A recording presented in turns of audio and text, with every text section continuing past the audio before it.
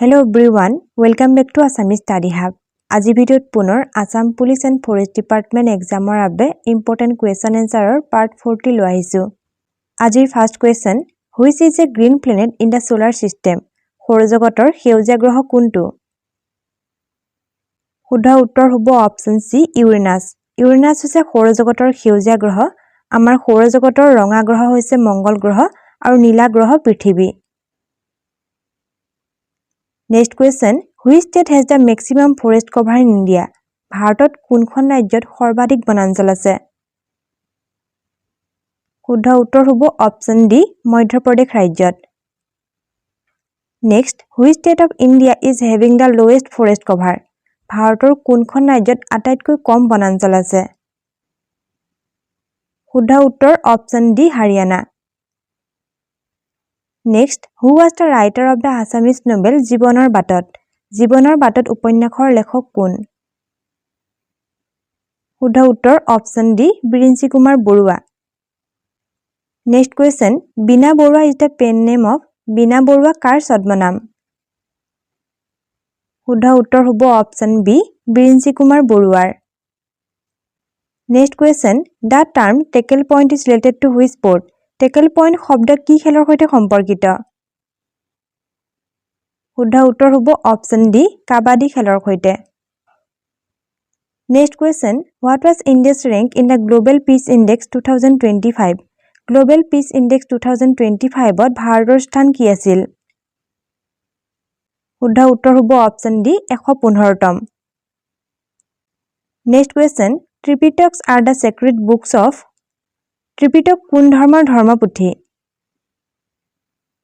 শুদ্ধ উত্তৰ হ'ব অপচন সি বৌদ্ধ ধৰ্মৰ। Next question, the Jain literature is known as Jain সাহিত্যক কি নামেৰে জনা যায়? শুদ্ধ উত্তৰ হ'ব অপচন ডি আগম। জৈন সাহিত্যক আগম নামেৰে জনা যায়। Next question, Assam's only chemical fertilizer plant is located in অসমৰ একমাত্ৰ ৰাসায়নিক সাৰ উদ্যোগ ক'ত অৱস্থিত? শুদ্ধ উত্তৰ হ'ব অপচন বি নামৰূপত। Next question, which country is known as the land of thousand lakes? কোনখন দেশক হাজাৰ হ্ৰদৰ দেশ বুলি জনা যায়? শুদ্ধ উত্তৰ হ'ব অপচন এ ফিনলেণ্ডক। ফিনলেণ্ড দেশক হাজাৰ হ্ৰদৰ দেশ বুলি জনা যায়। Next question, National Sports Day is celebrated in honor of which sports person? কোনজন খেলুৱৈৰ সন্মানত ৰাষ্ট্ৰীয় ক্ৰীড়া দিৱস পালন কৰা হয়? শুদ্ধ উত্তৰ হ'ব অপচন বি মেজৰ ধ্যানচান্দ। ৰাষ্ট্ৰীয় ক্ৰীড়া দিৱস প্ৰতি বছৰে 29 আগষ্ট তাৰিখে পালন কৰা হয়। এই ক্ৰীড়া হকীৰ যাদুকৰ মেজৰ ধ্যানচান্দৰ সন্মানত পালন কৰা হয়। Next question, which of the following causes swine flu? Swine flu নিম্নলিখিত কিহৰ বাবে হয়? শুদ্ধ উত্তৰ হ'ব অপচন এ ভাইৰাছৰ বাবে। swine flu H1N1 ভাইৰাছৰ ফলত হয়। Next, Drone Bhuya is associated with which dance form of Assam? Drone Bhuya অসমৰ কোনবিধ লোকনৃত্যৰ সৈতে জড়িত? শুদ্ধ উত্তৰ হ'ব অপচন সি দেওধানী। ড্ৰোন ভূঞা অসমৰ পাৰম্পৰিক লোকনৃত্য সুকনানী ওজাপালি আৰু দেওধানী নৃত্যৰ সৈতে জড়িত। Next, thangta is the martial art of which Indian state? Thangta কোনখন ভাৰতীয় ৰাজ্যৰ এটা সমৰ কলা? শুদ্ধ উত্তৰ হ'ব অপচন বি মণিপুৰ ৰাজ্যৰ। Next, the oldest and the first public university of Northeast India is উত্তৰ-পূব ভাৰতৰ আটাইতকৈ পুৰণি আৰু প্ৰথমখন ৰাজহুৱা বিশ্ববিদ্যালয় কি? শুদ্ধ উত্তৰ হ'ব অপচন সি গুৱাহাটী বিশ্ববিদ্যালয়। আপোনালোকে যদি ADRE, Assam police, forest department, Assam TET grade 3 and 4 ইত্যাদি এক্সাম বা অসমৰ যিকোনো কম্পিটিটিভ এক্সামৰ বাবে প্ৰস্তুতি চলাই আছে, তেন্তে এই এক্সামৰ বাবে মোষ্ট ইম্পৰ্টেণ্ট কুৱেশ্যন এনচাৰৰ PDF আপোনালোকৰ বাবে লৈ আহিছোঁ। এই PDFত 1700+ সিলেক্টিভ MCQ কুৱেশ্যনছ আছে।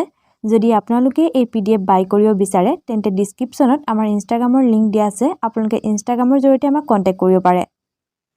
Next question, who was the founder of Nalanda University? Nalanda বিশ্ববিদ্যালয়ৰ প্ৰতিষ্ঠাপক কোন আছিল?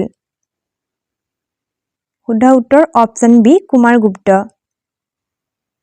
Next, Vikramashila university was founded by Vikramashila বিশ্ববিদ্যালয় কোনে প্ৰতিষ্ঠা কৰিছিল? শুদ্ধ উত্তৰ হ'ব অপচন বি ধৰ্মপালে। Next question, who was the founder of Udantapuri university? Udantapuri বিশ্ববিদ্যালয়ৰ প্ৰতিষ্ঠাপক কোন আছিল? শুদ্ধ উত্তৰ হ'ব option A Gopal. Last question, Bhortal নৃত্য ৱাজ ডেভেলপড বাই, ভোৰতাল নৃত্য কোনে সৃষ্টি কৰিছিল? শুদ্ধ উত্তৰ হ'ব অপশ্যন এ নৰহৰি বুঢ়াভকতে। আগৰ পাৰ্টত আপোনালোকক সোধা প্ৰশ্ন আছিল, the author of Namghosha was, নামঘোষাৰ ৰচক কোন আছিল? অপশ্যনখিনিৰ ভিতৰত শুদ্ধ উত্তৰ হ'ব অপশ্যন এ মাধৱদেৱ। নামঘোষাৰ ৰচক মাধৱদেৱ আছিল। আজিৰ প্ৰশ্ন, Baidima is a traditional dance of, Baidima কোন জনগোষ্ঠীৰ পৰম্পৰাগত লোকনৃত্য? অপশ্যনছ হৈছে কাৰ্বি, হাজং, ডিমাছা, মিচিং। এই প্ৰশ্নৰ উত্তৰ আপোনালোকে কমেণ্ট কৰি জনাওক।